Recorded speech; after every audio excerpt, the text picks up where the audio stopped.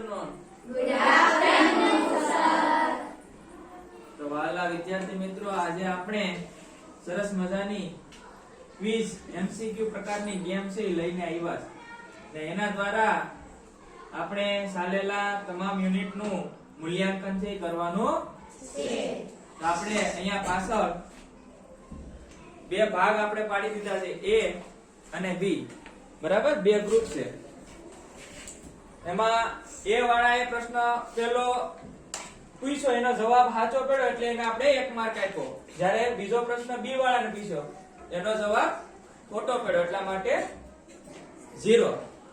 હવે અહીંયા A ગ્રુપમાંથી કૃપાલી બેન છે એને આપણે અહીંયા રાખ્યા કેપ્ટન તરીકે. B ગ્રુપમાંથી યા બેનને કેપ્ટન તરીકે આપણે રાખ્યા. હવે એના પછીનો અત્યારે ત્રીજો પ્રશ્ન છે, A વાળાને મળશે. બરાબર, ફ્રેન્ચ અધિકારીઓએ મદ્રાસમાં કોઠી ક્યારે સ્થાપી હતી?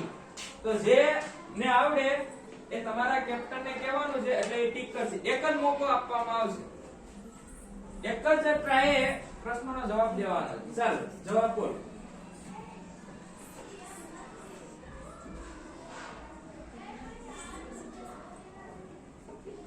ઈસવીસન 1598, 1639, 1600, 1674.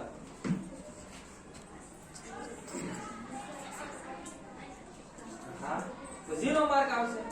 તું પણ તારે જ દેવાનું. હાલો, નથી આવડતું કેપ્ટન? વાહ, સરસ, 1 માર્ક.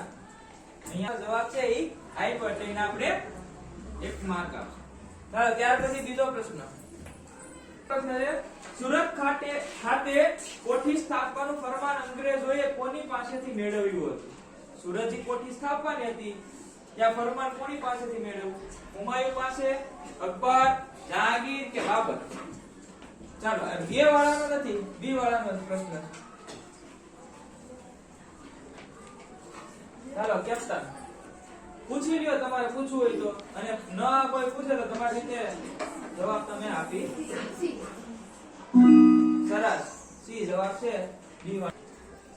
હાલો, ત્યાર પછીનો પ્રશ્ન.